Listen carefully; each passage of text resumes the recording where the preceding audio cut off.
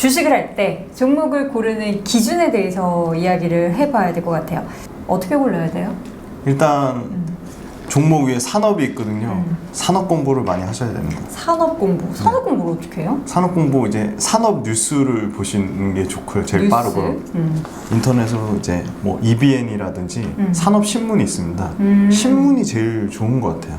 산업 신문이 먼저 어느 정도 이게 어떤 키워드라든지 어떤 익숙한 문장들이 눈에 들어오기 시작하면 그 다음에 요새는 뭐 환경 컨센서스 들어가시면 리포트 기업 리포트 말고 산업 리포트 보실 수 있거든요. 산업 리포트 적극 추천드리고. 그래서 종목을 고를 때 산업을 먼저 봐야 된다. 산업을 먼저 보셔야 되고 산업이 메가 트렌드인지 메가 트렌드라는 거는 이 산업의 지속성이 최소한 5년 이상, 저는 개인적으로 5년 이상 진행돼. 5년 이상.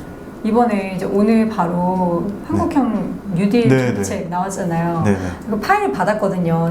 그걸 받아서 이제 보고 어떤 게 이제 앞으로 이제 정부에서 돈을 많이 쓸 것인지. 근데 저는 그것도 걱정이 돼요. 이게 이제 이번 현 정권이 과연 다음 정권까지 이어질 수 있을지 여부를 모르기 때문에 정권이 바뀌면 이 정책도 바뀌어버리잖아요. 그래서 이걸 보면서 이게 보는 게 의미가 있을까 이런 생각도 많이 좀 들긴 했거든요. 어쨌든 5년 이상 이어질 산업인지 이거를 근데 어떻게 알아요? 어떻게 아세요? 5년 이상 이게 될지 장기적으로 이 산업이 될 산업인지 그런 건 이제 이런 자료 조사를 통해서 그런 연도 나오는 거를 집계해서 그렇게 추론해 보시는 건가요? 그렇게 추론하는 것도고 전기차 쉽게 말씀드리면 전기차 메가 트렌드라고 할 수 있는 게 그쵸. 전기차 아직 시작도 안 했고 초입이죠. 이제 초입이고 미국에서 엄청 전기차 이제 이미 지금 상용화돼서 시작되고 있고 이제 또 유럽은 이제 환경 규제 이슈로 인해서 환경 규제 때문에 가장 비용을 자동차 제조업체 입장에서 줄일 수 있는 방법이 전기차로 신차를 내는 거라고 하더라고요. 그래서 전기차 신차가 계속 나오는 거죠.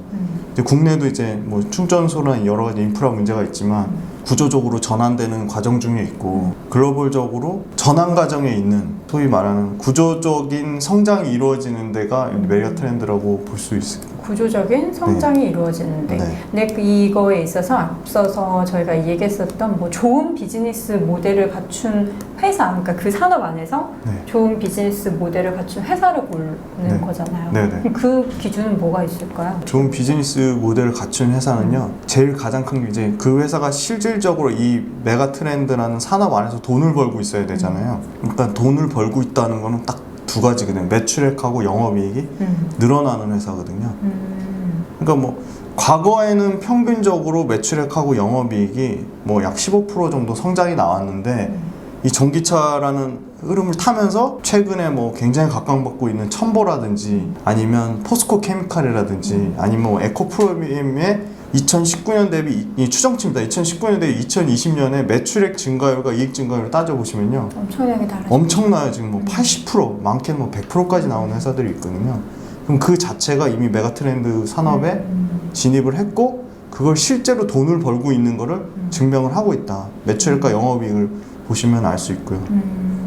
예를 들어서 이제 전기차 말씀해 주셨는데 사실 그 책에 보면은 본인이 좀 관심 갖고 좋아하는 산업에 대해서 투자를 하라. 저는 사실 거기에 적극 공감하거든요. 저도 이제 주식 투자를 할 때 제가 모르는 산업에 투자를 하지 않아요. 왜냐면 이게 떨어지면은 이제 분석을 해야 되는데 내용도 모르겠고 스트레스 받고 그러니까. 그런데 이게 사실 나만 좋아하는 게 아니라 남들도 좋아하는 그런 산업군에 있는 기업을 골라야 되는데 김지훈 저자님이 기업을 선정하실 때 그 기업을 어떤 기준으로 선택을 하시는지 그냥 끌리는 대로 가셔요? 아니면은 관심 없어도 남들이 관심 없어도 내가 좋으니까 남들이 관심 되게 많다고 해서 그래 한번 나도 저기 투자해보자 뭐 이런 쪽이신가요? 어떤 산업에 관심 있고 어떤 종목에 저는 투자를 하세요? 관심 있는 산업을 쇼핑 관련해서 그래서 저는 이제 개인적으로 뭐 이제 우리나라 사람들이 호캉스를 너무나 많이 하다 보니까 호텔신라 개인적으로 굉장히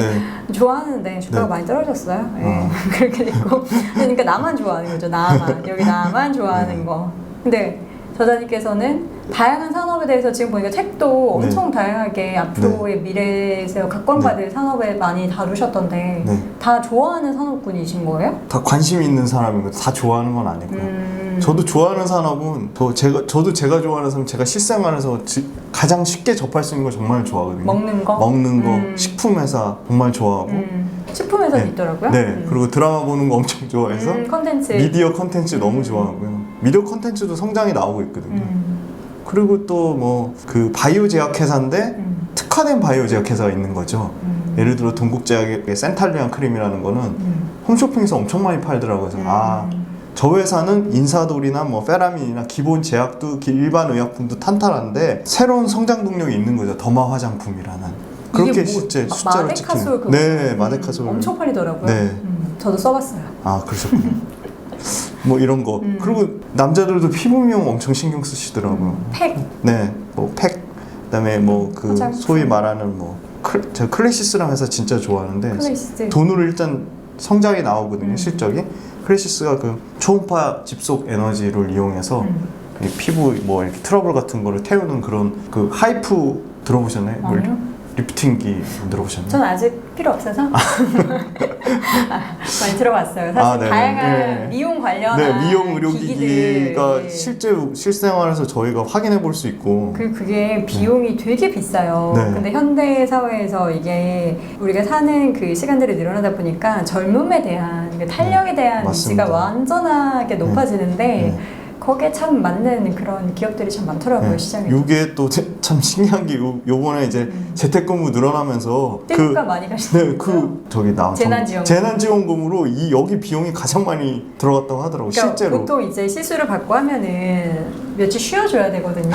네. 근데 이제 집에서 재택을 하다 보면은 이게 쉴 수 있다 보니까 네. 그런 거 이제 많이 하게 됩니다. 이쪽 얘기 나오니까 좀 잘 아시는 것처럼 그쵸. 이렇게 실생활에서 근데 저는 제가 쉽게 뭐 접근하시면- 시술을 많이 아직 네. 받지는 않기 때문에 투자는 하지 않고요. 네. 만약에 실제로 시술을 많이 하게 되면은 뭐 투자하겠죠. 그럼 본격적으로 책에 다뤘던 네네. 그 미래의 각광을 받을 만한 산업을 언급을 하신 거잖아요. 네네. 관련해서 쭉 한번 이야기를 해주세요. 뭐뭐 다루신 거예요? 게임, 콘텐츠, 2차 전지, 무인화 사업, 핀테크, 뭐 스마트폰 관련해서는 폴더블, 반도체 OLED, 5G 통신 장비, 헬스케어, 제약바이오, 건강기능식품, 화장품, 생활소비재. 네, 요걸 다 말씀드릴 수는 없고 간략하게. 네, 간략하게 일단 뭐 건강기능식품 말씀드리면 건강기능식품은 이제 저 40대인 저도 엄청 먹는데 젊은 2030 세대도 건강기능식품은 엄청 챙겨 먹죠. 이 홈쇼핑에서 네. 건기식이 최근에 엄청 많이 나갔다고 합니다. 제 친구 홈쇼핑에서 있는데 네. 대박 났다고 해요. 제가 깜짝 놀랐습니다. 젊은 사람들도 엄청 많이 먹더라고요. 네. 여러 개씩. 맞아요. 네, 그래서 건기식 실제 시장 자체가 뭐 시장의 평균 성장률이 10% 이상만 나와도 굉장하다고 보는데 지금 건기식은 지금 뭐 2019년에 작년 기준이죠. 약 4조 원 정도까지 건기식 시장이 커져가지고요. 연평균 시장 성장률로 치면 뭐 30% 가까이 나오는 걸 알고요. 전체 시장 성장률이. 왜 이렇게 챙겨 먹을까요? 오히려 지금 이 코로나 때문에 더 건강에 대한 염려증, 면역에 대한 그 관심이 높아진 것 같고요. 밥 잘 먹고 잠 잘 자면 네. 저도 키워지는데. 그렇게 생각하는데 건기식이 이제 이게 진입장벽이 낮다 보니까 그쵸. 네, 사람들이 이제 뭐 정말 밥 먹듯이 먹는 일단 수요가 일단 크고요. 그리고 건기식 중에 소위 말하는 기술력 아니면 명확한 브랜드력이 있는 회사들은 굉장히 추려지거든요. 그래서 최근에 뭐 특징 있게 간 회사들은 아무래도 이제 메가 트렌드가 됐더라고요. 그 노란색 통 종근당 락토핏. 저도 선물 받아서 받으셨군요. 그 광고도 엄청 하잖아요. 핏 그래서 그게 뭐 잘하시는데요. 많이 다른가요? 많이 다른가 봐요. 저도 안 먹어봐서 모르는데 집에 누가 두통 선물해줘가지고 지금 먹고 있거든요. 화장실을 잘 가는 것 같기도 하고 뭐 어쨌든 이제 유산균이 굉장히 중요하다고 네. 하니까 어쨌든 건강기능식품이 앞으로 우리가 네. 건강에 관련해서 굉장히 네. 관심을 많이 갖기 때문에 그리고 아까 우리 화장품도 얘기했었고 네.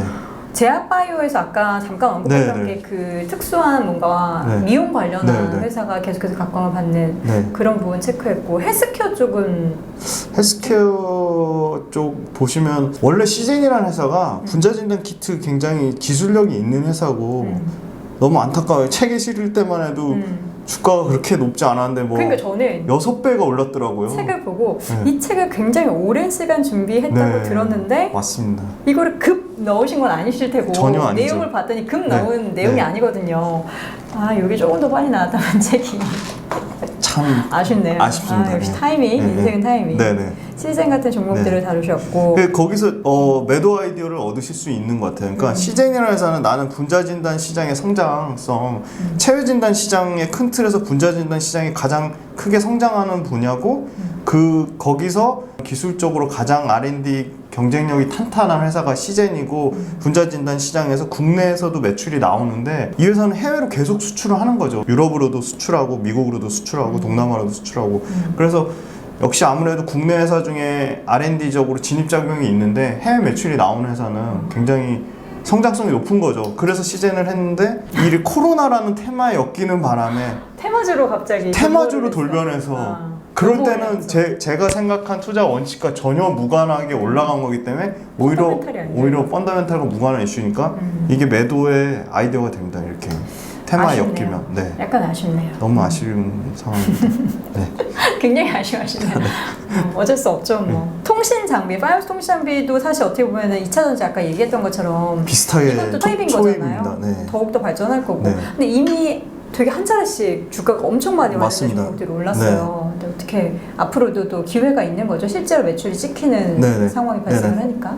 5G가 지금 실제로 수주가 취소된 게 아니고 수주가 이연된 거거든요. 글로벌적으로 2차 전지와 비슷한 상황이거든요. 지금 5G 같은 경우는 이제 미국 쪽 그리고 일본 쪽 그다음에 미국 쪽, 일본 쪽, 유럽 쪽에서 지금 매출이 이제 계속적으로 지금 나오려고 지금 초입 단계에서 계속 장비들을 세팅을 하고 있거든요. 그래서 그런 부분이 물론 단기간에 뭐 많이 오른 종목들도 있는데 그 종목들 뒤에서 순환매 돌듯이 그 밑에 하위 종목들도 같이 올라가는 현상이 있더라고요. 그래서 개별 종목의 시가총액이 가장 큰 1등 종목만 올라가는 게 아니라 밑에 딸린 시가총액이 작은 하위 종목들도 따라간다는 거는 그 5G가 얼마나 그 탄탄하게 이 주식에서 이제 그 수급이 붙었다라고 할 수 있는 그런 현상으로 볼 수 있기 때문에 5G 자체도 실제 코로나라는 불의 탈을 맞긴 했지만 그걸 감안하더라도 2019년 대비 2020년에 증권사에서 추정하는 실적 추정치를 보면 2019년 대비 2020년에 매출액과 영업이익의 증가율이 나오고 있다. 그리고 2021년에는 정상화되겠죠. 그럼 정상화되면 2020년보다 2021년에 실적의 증가폭이 더 클 거기 때문에 장기적으로는 그 회사가 속한 산업이 성장하고 그 회사에 속한 산업이 실제 숫자로 돈을 벌고 있는 게 찍히니까 오히려 빠지면은 좋은 투자의 기회가 되지 않을까 그렇게 생각하고 있습니다. 알겠습니다. 반도체 쪽 OLED 이쪽은 어느 분야를 다루신 거예요? 네, OLED는 저는 그러니까 반도체도 그렇고 스마트폰도 그렇고 장비는 수주라는 이제 사이클을 타기 때문에 소재 쪽을 굉장히 좋게 보고 있거든요. 소재는 계속 주기적으로 그냥 큰 폭의 실적 성장 없으면 꾸준히 매출이 나오는 거죠. 필요하니까. 네, 꾸준히. 저희 프린터기에 잉크 카트리지 갈듯이 장비는 사실 한 방에 팍 이건데 한 방에 팍이고 한 방에 팍 이런 거 좋아하시는 분들이 있으면은 장비주 빡 사야 되는데 그 타이밍을 예측할 수가 없으니까 맞아요. 그래서 소재주를 보는데 OLED가 그 참 재밌더라고요. 삼성하고 LG하고 TV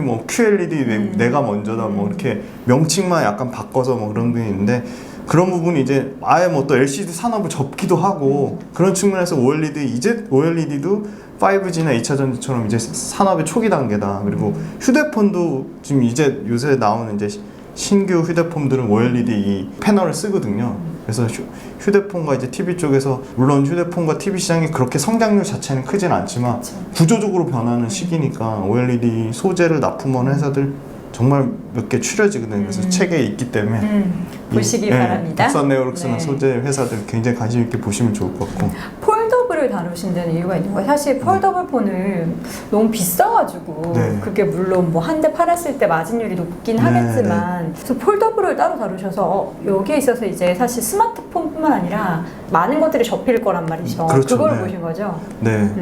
폴더블 자체가 지금은 이제 초기이기 때문에 가격에 대한 진입 장벽이 있는데 이것도 결국은 다 경쟁 산업이기 때문에 폴더블 관련돼서 지금 삼성 외에도 지금 여러 중국의 화웨이라든지 또 미국의 관련 애플도 만들고 있고 나오는 시기의 차이가 있다 뿐이지 그런 경쟁이 되면 그 가격에 대한 진입장벽이 급격하게 낮아질 거라고 생각을 하고 있거든요.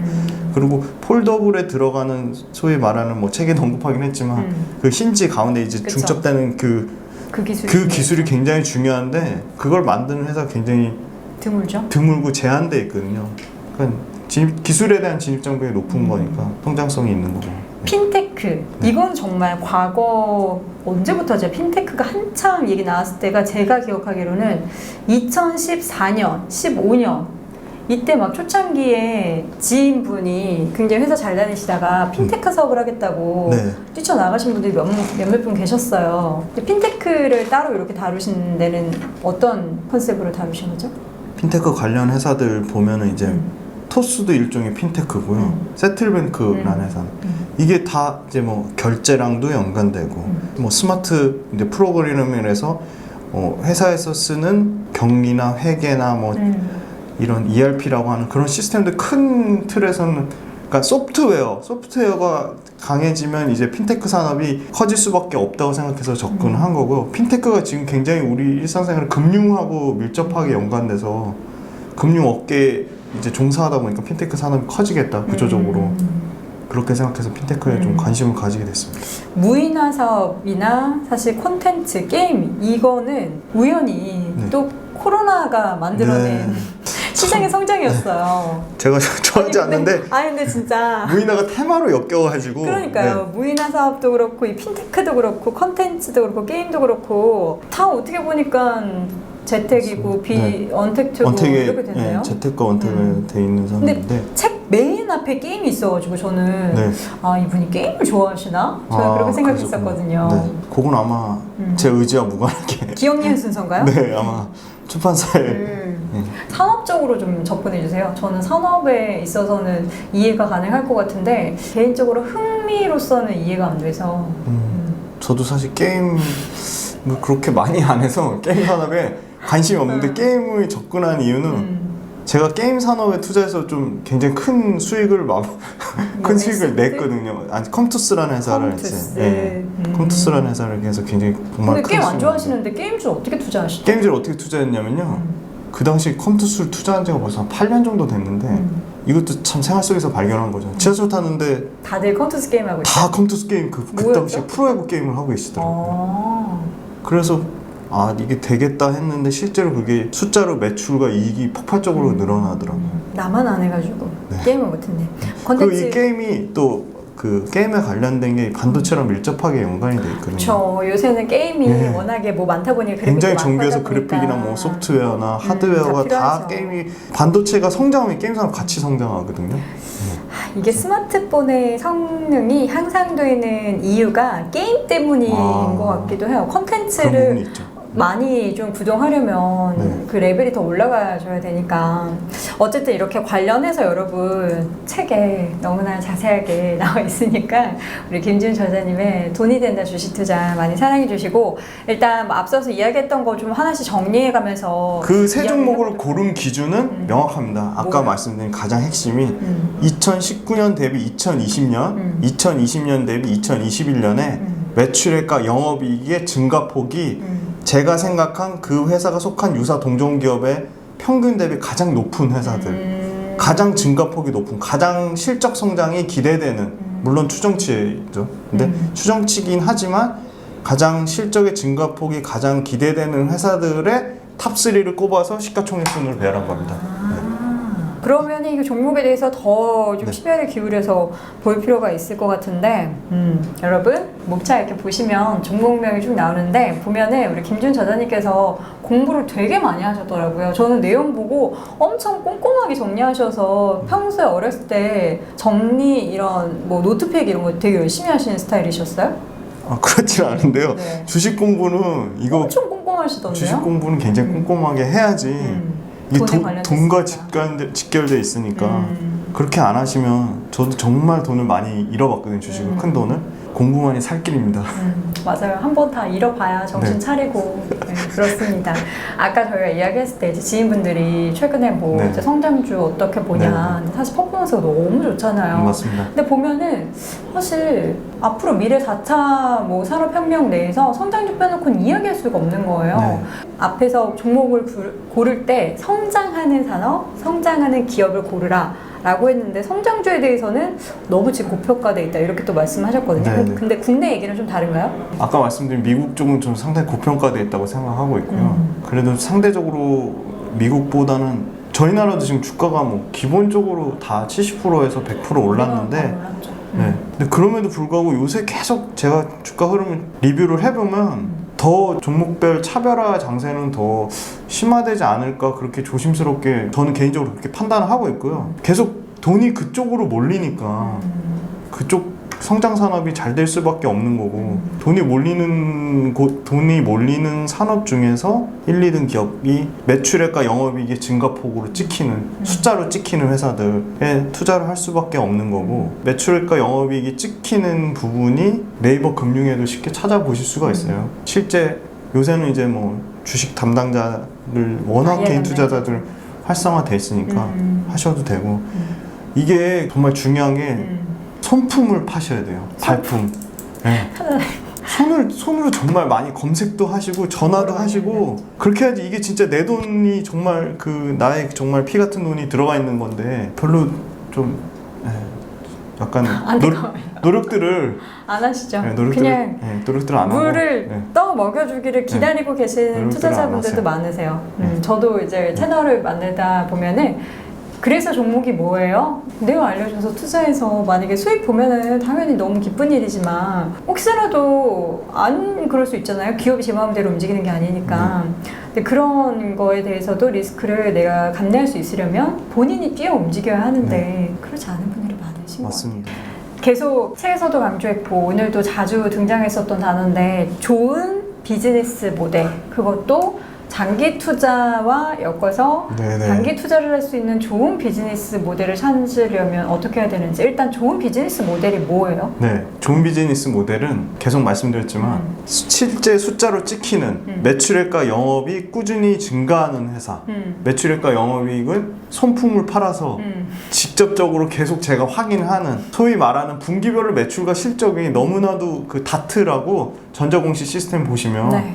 본인들이 다 다 찾아보실 수 있어요. 거기서 매출액과 영업이 일단 제일 우선순위 숫자가 큰 순서대로 보시고 매출액과 영업이익이 찍히는 회사인지 찾아보시고 그 다음에 그 아까 말씀드린 메가 트렌드란 산업군을 앵커님하고 다 인터뷰를 다 해서 말씀드렸는데 5G, 2차 전지, 큰 틀에서 뭐 미디어 다 아실 수 있습니다. 쉽게. 그래서 그 메가 트렌드 산업군 내에서 핵심 밸류 체인 회사들이 있어요. 핵심 밸류 체인이라고 함은 기술적 진입 장벽이 있거나 아니면 성장 산업 내에서 견고한 브랜드력을 가지거나 기술적인 진입 장벽이 있거나 아니면 굉장히 매출처가 다변화되어 있는 지금은 이제 뭐 코로나 때문에 뭐 글로벌적으로 이런 뭐 왕래가 없으니까 여러 가지 제한적인 이슈를 봤지만 당연히 국내에서만 이제 비즈니스 하는 회사가 아니라 글로벌적으로 매출 나오는 회사가 훨씬 더 성장성이 높습니다. 글로벌적으로 매출이 나오는 회사.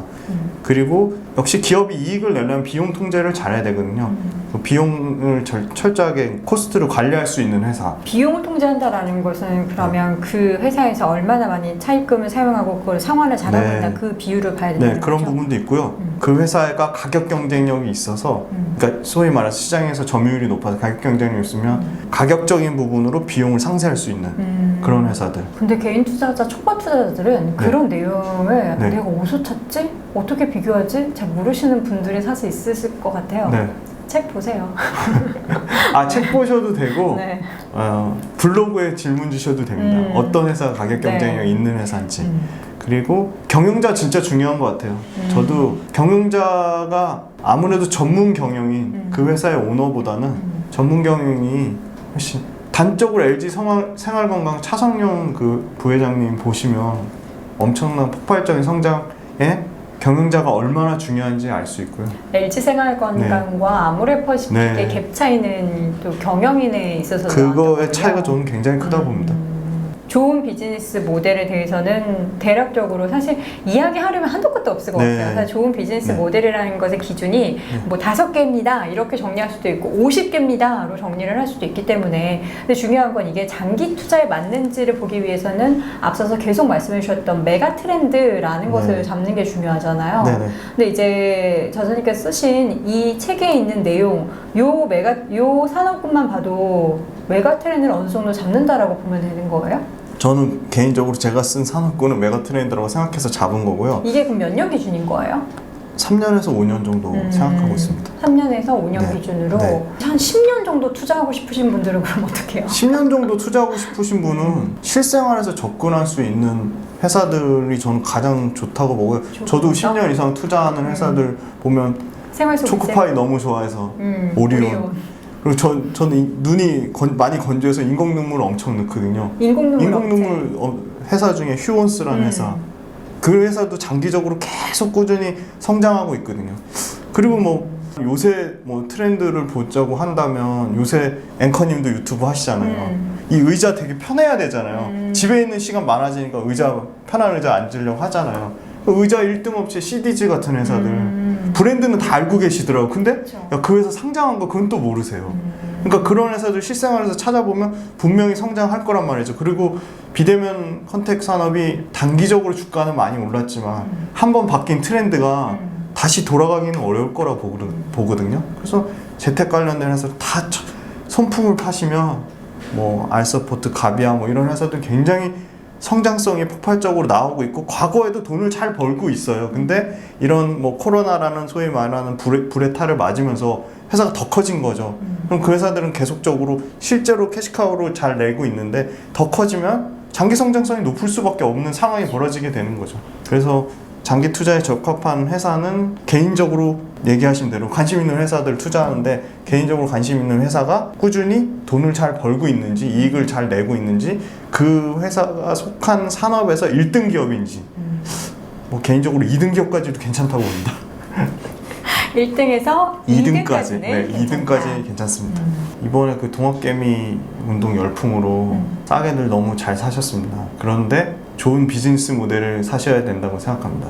그 여러 업계에 계신 분들도 투자 철학과 가치관을 강조해서 말씀하시는 이유는 그게 그만큼 가장 중요한 이유가 되기도 하고 그 부분이 명확하게 흔들림 없이 잡히지 않으면 저희가 이게 저 또한 평생 투자할 거고 평생 기업과 함께 할 것이기 때문에 그 부분이 확률적으로도 가장 높고 가장 안전하고 가장 오래 갈 수 있기 때문에 주식 투자 삶의 연결입니다. 그래서 정말 재밌게 공부하면서 또 자녀분들이랑 이 기업 얘기하면 재밌거든요. 그리고 손품을 파셔야 된다. 절대 공짜는 없다고 제가 14년 동안 엄청나게 돈 많이 깨지면서 느낀 건데요. 공부하셔야 됩니다. 감사합니다. 오늘 인터뷰해 주셔서 감사합니다.